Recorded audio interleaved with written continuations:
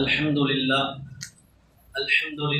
رب العالمين والعاقبة للمتقين والصلاة والسلام على سيدنا محمد وعلى آله وأصحابه أجمعين أما بعد فقد قال الله تعالى في القرآن الكريم بعد أعوذ بالله من الشيطان الرجيم بسم الله الرحمن الرحيم إنما الصدقات للفقراء والمساكين والعاملين عليها والمؤلفون قلوبهم وفي الرقاب والغارمين في سبيل الله وابن السبيل صدق الله العلي العظيم. புகழ்ச்சியும் ஏழையனாகிய அல்லாஹ் ஒரு மீது உண்டாகட்டுமாக. சலாம் என்ற கருணையும் சாந்தி என்ற இடற்றமும் நமது கண்மணி நாயகம் ரசூலுல்லாஹி ஸல்லல்லாஹு அலைஹி வஸல்லம் அவர்கள் மீதும் அவருடைய அடிச்சுவடிகளை அப்படியே பின்பற்றிய உத்தம சத்திய சஹாபாக்கள் தாபிஈன்கள் தபாஅ் நாதாக்கள் சுஹதாக்கள் குறிப்பாக இப்பொழுது மிக்க ரமலான் மாதத்தில் ஒன்று கொண்டிருக்கக்கூடிய நம் அனைவர் மீதும் அல்லாஹ்வின் அருள் என்றொன்று பற்றாத ரெண்டு நோட்டுமாக ஆமீன். கண்ணியத்திற்குரிய அல்லாஹ் நல்லடியார்களே, இன்று சூரத்துல் தௌபாவுடைய கடைசி வசனங்களும் சூரத்துல் யூனுஸும் ஓதப்பட்டது. இதில் சூரத்துல் தௌபாவில் அல்லாஹ் ஏராளமான விஷயங்களை படிப்பினைகளை நமக்கு எடுத்து காட்டிருக்கின்றான். அதிலும் குறிப்பாக சட்டங்களை, அதிகமான சட்டங்களை அல்லாஹ் ரப்புல் இஸ்ஸத் இதில் நமக்கு தெளிவுபடுத்தியிருக்கின்றான். இதில் 3 பிரிவினர்கள் பற்றி அல்லாஹ் ரப்புல் இஸ்ஸத் கூறி காட்டியிருக்கின்றான். 3 பிரிவினர்கள் இருக்கிறார்கள். முதல் பிரிவினர் யார் என்று சொன்னால் மத அறிஞர்கள். இந்த 3 பிரிவினர் பற்றி கூறும் பொழுது இந்த 3 பிரிவினர்கள் சரியாக ஆகிவிட்டால் முழு உலகமும் சரியாகிவிடும். அதில் முதல் பிரிவினர்கள் மத அறிஞர்கள். இதற்கு முன் வாழ்ந்த சமுதாயத்தில் அந்த மத அறிஞர்கள் இருக்கிறார்களே, அவர்கள் தன்னுடைய சமுதாயத்தை, தன்னுடைய கூட்டத்தை தவறான முறையில் வழிநடத்தி சென்றார்கள். ஏராளமான மத அறிஞர்கள் தன்னுடைய சமுதாயத்தை, கூட்டத்தை தவறான வழியில் அவர்கள் வழிநடத்தி சென்றார்கள் என்பதாக அல்லாஹ் அருள்மறை குர்ஆனில் கூறி காட்டியிருக்கின்றான். அதே போன்று நாயகம் ஸல்லல்லாஹு அலைஹி வஸல்லம் அவர்கள் கூறினார்கள், கியாமத் நாளுடைய அறிகுறி இல்மு உயர்த்தப்படும். இல்மு உயர்த்தப்படும் என்று சொன்னால், இல்மு உயர்த்தப்பட்டு விட்டது என்று சொன்னால் அதற்கு உலமாக்கள் சொல்லுவாங்க, பெரிய பெரிய மூத்த உலமாக்களுடைய இறப்பு அதுதான் இல்மு உயர்த்தப்படுவதற்குண்டான காரணம். அப்போ பெரிய பெரிய உலமாக்கள் உடைய மறைவு என்பது நமக்கு மிகப்பெரிய ஒரு இழப்பு. பிறகு தேவையில்லாத குழப்பங்களும் சட்ட சிக்கல்களும் இந்த உம்மத்தில் பெருகும். நம்முடைய இந்த உம்மத்தை சரியான முறையில் வெளிக்கொண்டு போகாமல் பலவிதமான மத அறிஞர்கள், ஆலிம்கள், சில நபர்கள் தவறான விஷயங்களை புரிந்து தன்னுடைய உம்மத்தை வழிகெடுப்பார்கள் என்பதாக அல்லாஹ் ரப்புல் இஸ்ஸத்தும் கூறி காட்டியிருக்கின்றான். அடுத்தபடியாக அல்லாஹ் சொல்லும் போது ஆன்மீகவாதிகளை பற்றி சொல்லி காட்டியிருக்கின்றான். இந்த குர்ஆனில ஒரு வசனத்தில் அல்லாஹ் சொல்லுவான், அந்த ஆன்மீகவாதிகள் இருக்கிறாங்களே, அவங்க இந்த உலகத்துல மனிதர்களை தப்பான வழியில் வழிநடத்துவாங்க. அவங்கள பற்றி சொல்லும் பொழுது யா அய்யுஹல்லதீன ஆமனு, ஓ ஈமான் கொண்ட மக்களே, இன்ன கஸீரம் மினல் அஹ்பார் வ ருஹ்பான், அதாவது உங்களில கிறிஸ்தவ யூதவ அறிஞர்களும் ஆன்மீகவாதிகளும் யஅகுலூன அம்வாலன் நாஸ் பில் பாத்தில், மக்களுடைய செல்வங்களை தவறான வழியில திங்கிறாங்க. அதாவது ஆன்மீகவாதி என்ற பெயரில கிறிஸ்தவ யூதவ அறிஞர்கள் ஆன்மீகவாதிகள் என்ற ஒரு பெயரை வைத்துக் கொண்டு மக்களுடைய செல்வங்களை அவங்க பாத்திலான முறையில திங்கிறாங்க. ஈமான் கொண்டவர்களே, நீங்க அதன் பக்கம் போயிடாதீங்க என்பதாக அல்லாஹ் ரப்புல் எச்சரிக்கை செய்யறான். இன்னைக்கும் ஏராளமான ஆன்மீகவாதிகள் என்ற பெயரில பல நபர்கள், நல்ல நபர்கள் இருக்க செய்கிறார்கள். இருந்தாலும் ஏராளமான ஆன்மீகவாதி என்ற பெயரில அவர்கள் தவறான விஷயங்களில் ஈடுபட்டுக் கொண்டிருக்கிறார்கள். அதாவது சூஃபி என்று சொல்லக்கூடிய அந்த பெயரை வைத்துக் கொண்டு, அதாவது உலமாக்கள் சொல்லுவாங்க, தசவ்வுஃப், சூஃபி என்று சொன்னால் அதனுடைய அர்த்தம் கம்பளி என்பதாக சொல்லுவாங்க. சூஃப் என்று சொன்னால் கம்பளி, கம்பளி என்று சொன்னால் ஆன்மீகவாதிங்க, தசவ்வுவாதிங்க இருக்கிறாங்களே, அவங்களுடைய நடைமுறைகள் எப்படி இருக்கும் என்று சொன்னா அவங்க ஒரே ஒரு கம்பெனியை தான் போதிக் கொண்டு இருப்பாங்க, அந்த அளவுக்கு ஏழ்மையில இருப்பாங்க என்று சொல்லப்படுது. ஆனா இன்னைக்கு ஆன்மீகவாதிகளை தசப்புல ஈடுபடக்கூடிய அந்த வழிமார்கள் சொல்லக்கூடிய அவங்க நம்ம போய் பார்த்தோம் அப்படின்னு சொன்னாக்கா அவங்க தான் உலகத்திலேயே மிக பணக்காரர்கள் லிஸ்ட்ல இருக்கிறாங்க. அந்த அளவுக்கு காரும் பங்களா வீடுகளும் என்பதாக சொகுசான வாழ்க்கைகள், சொகுசான உலகங்கள் தின்று கொண்டிருக்கிறாங்க. இப்படியாப்பட்டவங்க சரியான முறையில் இருப்பாங்களா என்பதாக நாம் சிந்திச்சு பார்க்கணும். அடுத்தபடியாக ரப்புல் இஸ்ஸத் 3வது விஷயங்களை சொல்றான். 3வது பிரிவு யார் என்று சொன்னால் அவங்க செல்வத்தை சேகரித்திருக்கக்கூடிய பணக்காரர்கள், செல்வத்தை சேகரித்திருக்கக்கூடிய பணக்காரர்கள். இவர்களை பற்றி குர்ஆன் என்ன சொல்லுது என்று சொன்னா, வல்லதீன எதுக்குருன தஹப வல் ஃபில்லத, அவங்க இருக்கிறாங்களே வெள்ளியையும் தங்கத்தையும் சேகரிச்சிருப்பாங்க.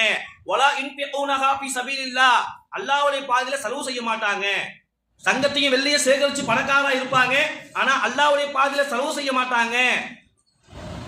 ஃபபஷ்ஷிருஹும் பிஅதாபின் அலீம், எனவே அவங்களுக்கு கடுமையான வேதனை இருக்குது என்பதாக நீங்க சொல்லுங்க என்பதாக அல்லாஹ் ரப்பல் சொல்லி காட்டியிருக்கின்றார். அப்போ நாம இங்க விளங்கணும், நம்மள ஏராளமான நபர்கள் தங்கத்தையும் வெள்ளியையும் நாம வச்சிருக்கிறோம், அதற்குண்டான ஜக்காத்தை சரியான முறையில கொடுக்கிறோமா என்பதாக சற்று நாம சிந்தித்து பார்க்கிறோம். அப்போ ஜக்காத் கொடுக்கக்கூடிய விஷயத்துல நாம எந்த அளவுக்கு பெருதாக இருக்கணும் என்பதாக அல்லாஹ் ரப்பல் சொல்லி காட்டியிருக்கின்றான். ஜக்காத்தை சரியான முறையில் நாம கொடுக்கல அப்படின்னு சொன்னாக்கா நமக்கு கடுமையான வேதனை இருக்கிறது என்பதாக சொல்றான். சொல்லப்படுது ஹதீஸ்ல வருது, அதான் குர்ஆன் அல்லாஹ்வுடைய வசனங்களை சொல்றா, யாரு ஜக்காத்தை சரியான முறை நிறைவேற்றலையோ, தங்கத்தையும் வெள்ளியையும் பதுக்கி வைத்துக் கொண்டு அதற்குண்டான ஜக்காத்தை கொடுக்கலையோ, நாளை மறுமை நாளில் அவர்களுக்கு அந்த ஜக்காத் இருக்கிறதே அதை உருக்கி அவங்களுடைய கழுத்துகளிலையும் விலா எலும்புகளிலையும் அவர்களுக்கு ஊற்றப்படும் என்பதாக சொல்றான். இவ்வளவு கடுமையான வேதனைகளை ரப்பல் சொல்றான். அப்படியாப்பட்ட வேதனை விட்டு பாதுகாப்பு பெற வேண்டும் என்று சொன்னால் அந்த ஜக்காத்தை கணக்கிட்டு நம்ம சரியான முறையில் கொடுக்கணும். அப்போ ஜக்காத்தை யாருக்கு கொடுக்க வேண்டும் என்று சொன்னா அதையும் ரப்பல் இந்த ஓதப்பட்ட குர்ஆனுடைய வசனங்களை சொல்லி காட்டுறான். ஜக்காத்தை 8 நபர்களுக்கு கொடுக்கலாம். யார் யாருக்கு கொடுக்கலாம் என்று சொன்னா, இன்னம ஸதகாத்து, நீங்க ஜக்காத்தை சதகா கொடுக்கறதா இருந்தாக்கா லில் ஃபுக்ரா, ஏழைகளுக்கு கொடுங்க. வல் மசாகீன், அதாவது முசாஃபிர்களுக்கு கொடுங்க. வல் ஆமிலீன அலைஹா, இன்னும் அந்த ஜக்காத்தை வசூலிக்க கூடியவங்க. அந்த காலத்துல நபி ஸல்லல்லாஹு அலைஹி வஸல்லம் காலகட்டத்துல ஜக்காத்தை வசூலிப்பதற்கு சில நபர்கள் நபி ஸல்லல்லாஹு ஏற்படுத்தி வச்சிருப்பாங்க. அப்படி இந்த காலத்துல யாராவது இருந்தாங்க அப்படி சொன்னாக்கா அந்த வசூலிப்பவங்களுக்கு கூலியாக இந்த ஜக்காத்திலிருந்து ஒரு பகுதியை நீங்க எடுத்து கொடுக்கலாம் என்பதாக சொல்றான். அடுத்தபடியாக வமுல்லகுல் குலூபஹும், அதாவது புதிதாக இஸ்லாத்திற்கு ஏற்றவர்களுக்கு நீ ஜக்காத்தை கொடுங்க. அடுத்தபடியாக அடிமைகளுக்கு கொடுங்க. பிறகு யாரெல்லாம் கடனில் அவதிப்பட்டு கொண்டிருக்கிறாங்களோ, கடனில் சிக்கி கொண்டிருக்கிறாங்களோ அவங்களுக்கு ஜக்காத்தை கொடுங்க. இன்னும் அல்லாஹ்வினுடைய பாதையில செல்லக்கூடியவர்களுக்கு நீங்க ஜக்காத்தை கொடுங்க. இன்னும் யாரெல்லாம் ஏதாவது பயணத்துல போய் அவங்களுடைய அனைத்து செல்வங்களும் பறி போயிருச்சு, வரி போக்கரா இருக்கிறாரு, ஊருக்கு போக காசு இல்ல, அப்படியாப்பட்ட நபர்களுக்கு உங்களுடைய ஜக்காத்தை கொடுங்க என்பதாக சொல்லிட்டு அல்லாஹ் கடைசியா சொல்லி முடிக்கிறான், வஃபரீலத்து மினல்லாஹி வல்லாஹு அலீமுல் ஹக்கீம் என்பதாக சொல்லி முடிக்கிறான். இப்போ நாம ஜக்காத்தை யார் யாருக்கு கொடுக்கும் என்பதாக தெளிவான முறையில் அல்லாஹ் சொல்லிட்டான். 8 நபர்களுக்கு ஜக்காத்தை கொடுங்கன்னு சொல்லிட்டான். அதே போன்று நம்முடைய பொருளாதாரம் இருக்கிறது, அந்த பொருளாதாரத்தை 4 விஷயங்களை நம்ம தெளிவான முறையில நாம தெரிஞ்சுக்கணும். நம்முடைய பொருளாதாரத்தினுடைய சட்ட திட்டங்கள் 4 விஷயங்களை ஈடுபடும். அந்த 4 சட்ட திட்டங்களை தெளிவான முறையில் நம்ம தெரிஞ்சுக்கணும். முதல் விஷயம் பாதப்பேனுடைய சட்ட திட்டங்களை நம்ம தெளிவா தெரிஞ்சுக்கணும். இரண்டாவது வசியத்தினுடைய சட்ட திட்டங்களை தெளிவா தெரிஞ்சுக்கணும். மூணாவது வக்ஃபுடைய சட்ட திட்டங்களை சரியான முறையில் தெரிஞ்சுக்கணும். நாலாவதாக ஜக்காத்தினுடைய சட்ட திட்டங்களை தெளிவா தெரிஞ்சுக்கணும். நாயகம் ஸல்லல்லாஹு அலைஹி வஸல்லம் சொன்னாங்க, இந்த 4 விஷயங்கள் தெரிந்து விட்டால், இந்த உம்மத்தில் இந்த 4 விஷயம் சரியாக விட்டது என்று சொன்னால் உம்மத்தில் ஏழ்மை வறுமை என்பதே இருக்காது. ஆனா இன்னைக்கு இந்த சமுதாயம் இந்த 4 விஷயத்தின் கோட்டை விட்டுருச்சு. பாகப்பிரிவினுடைய சட்டத்திலே சரியான முறையில் பின்பற்றுறது கிடையாது, வக்ஃப் செய்யக்கூடிய விஷயத்தை சரியான முறையில் பின்பற்றுறது கிடையாது, வசியத்தை சரியான முறையில் செய்யறது கிடையாது, ஜக்காத்தை சரியான ஒரு இடத்துல போய் சேர்வது கிடையாது, ஜக்காத்தை கொடுப்பதே கிடையாது பல நபர்கள். அதனாலதான் இந்த உம்மத்துல ஏழ்மையும் வறுமையும் மிஞ்சி இருக்கிறதாக சொன்னாங்க. அதே போன்று ஜக்காத்து எப்ப கடமையாக்கப்பட்டது என்று சொன்னா மக்காவிலேயே ஜக்காத் கடமையாக்கப்பட்டுச்சு. அப்போ ஜக்காத் எந்த அளவு என்று சொன்னாக்கா அல்லாஹ் ரப்பல் சொல்றான், வயஸ்அலூனக மாதா இன்ஃபிகு, அதாவது வயஸ்அலூனக நபி ஸல்லல்லாஹு அலைஹி வஸல்லம் சொல்றாங்க, நபியே உன்னிடத்துல ஜக்காத்தை பத்தி கேக்குறாங்க, நீங்க சொல்லுங்க மாதா இன்ஃபிகு உல் அஃபு, அதாவது அவங்களுக்கு நீங்க சொல்லுங்க, செலவழிக்க சொல்லுங்க. எது அவங்களுக்கு தேவையோ, அவங்களுக்கு என்ன பொருள் தேவையோ அதை அவங்க வச்சுக்கிட்டு மீதமுள்ள அனைத்தையும் நீங்க என்ன செய்யுங்க, அல்லாஹ்வுடைய பாதையில செலவு செய்ய சொல்லுங்க, ஜக்காத் கொடுக்க சொல்லுங்க. அன்னைக்கு மக்கால ஜக்காத்துடைய சட்டம் என்னவென்று சொன்னா இந்த அளவு சொல்லப்படல. அவங்களுடைய தேவை என்னமோ, சாப்பிடுவதற்கு, அவங்க உடுத்துவதற்கு, அவங்க தங்குவதற்கு, இந்த 3 விஷயங்களுக்கு எது தேவையோ இது அல்லாத மற்ற அனைத்தையும் என்ன செஞ்சிடணும், அல்லாஹ்வுடைய பாதையில ஜக்காத்தா கொடுத்துடணும். இந்த அளவுக்கு இருந்துச்சு. பிறகு மதீனாவுக்கு வந்த பிறகு இது 2ல தான் அல்லாஹ் தெளிவான முறையில ஜக்காத்துடைய ஆயத்தை, ஜக்காத் எந்த அளவு கொடுக்கணும், யாருக்கு கடமை என்பதாக தெளிவான முறையில நமக்கு சொல்றான். யார் யாருக்கு ஜக்காத் கடமை என்று சொன்னாக்கா, எதுதெல்லாம் ஜக்காத் கடமை என்று சொன்னாக்கா, தங்கம் வெள்ளி, அன்று அவங்க இடத்துல இருந்த அந்த பணங்கள் இருக்குது, திர்ஹம் தீனார் சொல்லுவாங்க, தங்கம் வெள்ளி, இதுல தான் பணத்தை சேகரித்து வச்சிருந்தாங்க. எனவே தங்கம் வெள்ளிகள்ல ஜக்காத்து கடமை. அடுத்தபடியாக கால்நடைகள், ஆடு மாடு போன்ற வசதிகள் ஜக்காத்து கடமை. அடுத்து விவசாயம் செய்யக்கூடிய அந்த விளைச்சல்களை ஜக்காத்து கடமை. இறுதியாக புதையல், அந்த காலத்துல புதையல் கிடைச்ச காலத்துல கிடையாது, இந்த புதையல்ல ஜக்காத்து கடமை என்பதாக சொல்றாங்க. அப்போ இந்த ஜக்காத் இதெல்லாம் கடமை, இதுல எந்த அளவு கடமை, யாரு எவ்வளவு வச்சிருந்தா கடமை, இதையும் அல்லாஹ் ரப்பல் தெளிவான முறையில சொல்றான். அதாவது ஜக்காத்து எந்தெந்த வஸ்துல கடமை என்று சொன்னா, எதை நாம சம்பாதிப்பதில் நம்முடைய எது முயற்சி குறைவோ, எதுல முயற்சி குறைவோ அதுல ஜக்காத்து அதிகம், எதுல முயற்சி அதிகமோ அதுல ஜக்காத்து குறைவு. அதாவது முதலாவதாக புதையல் எடுத்துக்கிட்டோம்னு சொன்னாக்கா அதுல முயற்சி என்பதே கிடையாது. நாம ஏதோ தோன்றோம், நம்ம வீட்டு விசேஷங்களுக்கு எதுக்கோ தோன்றோம், நமக்கு ஒரு புதையல் கிடைச்சிருச்சு, அது அதிகமான தினங்கள் இருக்குது, அதற்கு ஜக்காத்து கடமை. அப்போ அது பெரிய ஒரு முயற்சியில கிடைக்கல, நம்ம சம்பாதிக்கல, நமக்கு ஒரு புதையல் கிடைச்சிருச்சு. அப்போ அந்த புதையல்ல எந்த அளவுக்கு ஜக்காத்து கடமைன்னு சொன்னாக்கா 5ல ஒரு பகுதியை கொடுத்துடணும். அந்த புதையல்ல 5ல ஒரு பகுதியை கொடுத்துடணும். அதாவது 100க்கு 20 கொடுத்துடணும். இது எப்ப கொடுக்கணும்னு சொன்னா அந்த புதையல் நமக்கு எப்ப கிடைச்சிச்சோ அப்பயே கொடுத்துடணும். இரண்டாவதாக அடுத்ததாக முயற்சி எதுல கம்மி என்று சொன்னாக்கா விவசாய நிலங்கள்ல ஒருவர் விவசாய நிலம் வச்சிருக்கிறாரு, அந்த விவசாய நிலங்கள்ல அவரு விவசாயம் பண்றாரு. அந்த விவசாயத்துல 2 முறை இருக்குது.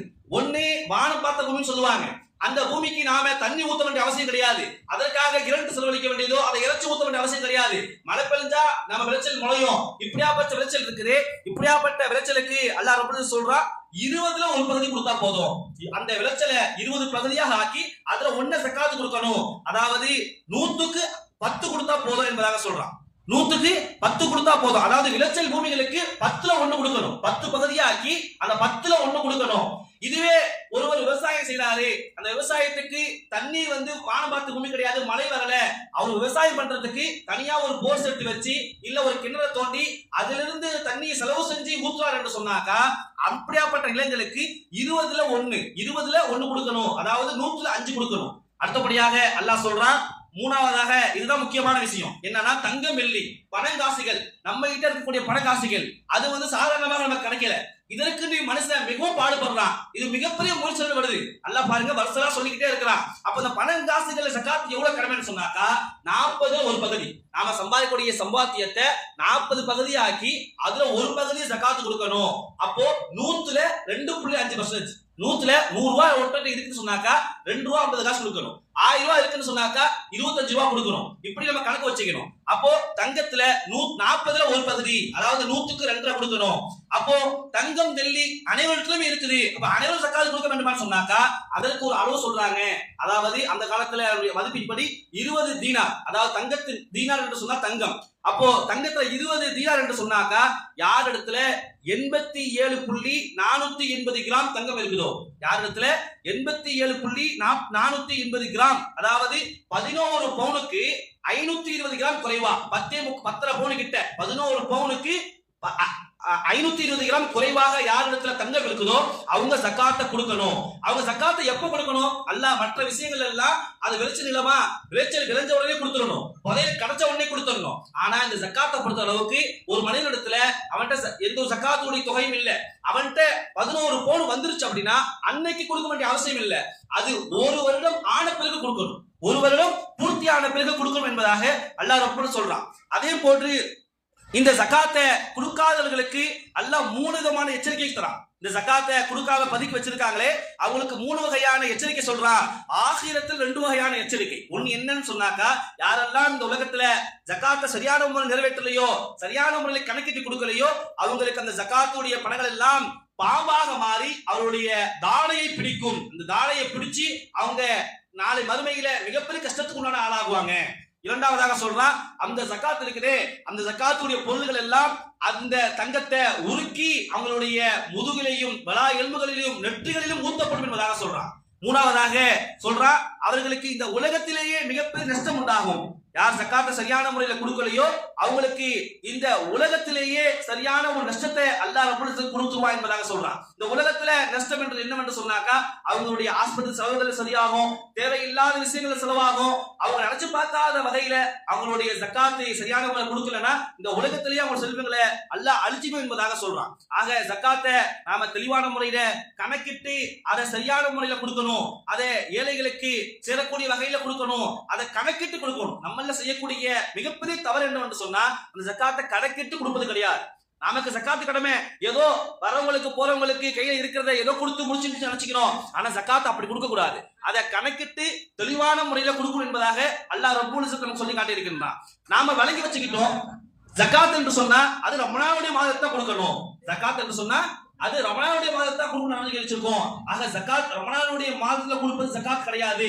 நமக்கு எப்போ ஜகாத் கடமையா அப்ப கொடுக்கணும். இப்ப பொதுவா நம்ம ஜகாத் எப்ப கடமையாகும் சொன்னாக்கா, இப்போ ஒருவருக்கு இருவர் திருமணம் செஞ்சுக்கிறாங்க, அந்த பெண்ணு நகை அணிஞ்சிட்டு வராங்க, இந்த மகனை இந்த மாப்பிள்ளை ஒரு மகன் போடுறாரு, இப்போ ஒரு 15 பவுன் அவங்கள்ட்ட வந்துருச்சு அப்படின்னா அவங்களுடைய திருமணம் அரபியுடைய மாசத்துல, அதாவது ரஜபுடைய ஷாபான்ல அவங்களுக்கு ஜகாத்து திருமணம் நடக்குது அப்படின்னு சொன்னாக்கா, மறு வருடம் 15 பவுன் அவங்க போட்டு திருமணம் முடிச்சுட்டு வராங்க. இப்ப 15 பவுன் அவங்கள்ட்ட வந்துருச்சு, இப்ப அவங்க ஜகாத்து கொடுக்கணும். இவங்க ஷாபான திருமணம் முடிச்சாங்கன்னு சொன்னாக்கா அவங்க மறு வருடம் ரஜபுடைய மாசத்துல 29வது நாள் ஜகாத்தை கொடுத்துக்கணும். ஒரு வருஷம் ஆவணம் பூர்த்தி ஆவணம் உடனே ஜகாத்தை கொடுக்கணும். அவங்க நாம ரமலான்ல கொடுத்துக்கலாம் சொல்லிட்டு 2 மாதம் தாமதமாக கொடுத்தாங்க என்று சொன்னா அந்த 2 மாதம் ஜகாத்தை கொடுக்காத லிஸ்ட்ல அந்த ஜகாத்தை கொடுக்காத பாவத்தை சேர்த்துவாங்க.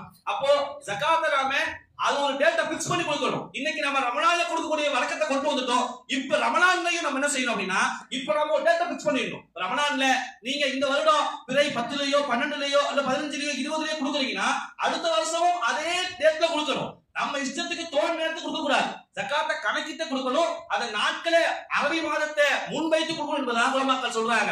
ஆனா இந்த விஷயத்துல நாம மிகவும் பொதுவாக இருக்கோம். ஜகாத் கொடுக்கும் விஷயத்துல நாம தெளிவான முறையில கொடுக்கணும். இன்னும் ஜகாத்துல ஏராளமான சட்டத்திட்டங்கள் இருக்குது. இது அனைத்தையும் நாம முழுமையாக சொல்ல முடியாது. நீங்க உங்க வீட்டுல உள்ளவங்கள்ட்ட சொல்லி உலமாக்கள்கிட்ட கேட்டு ஜகாத்தை எப்படி யாருக்கு கொடுக்கணும், எந்த முறையில கொடுக்கணும், எப்படி கணக்கிடணும் என்பதாக தெளிவான முறையில கேட்டு ஜகாத்தை கொடுத்து ஈரோடையிலும் பெற்றுப்படக்கூடிய பாக்கியத்தை வல்ல ரஹ்மான் அனைவருக்கும் தந்தர் புரிவானாக. வாசலுக்கான அல்ஹம்துலில்லாஹ்.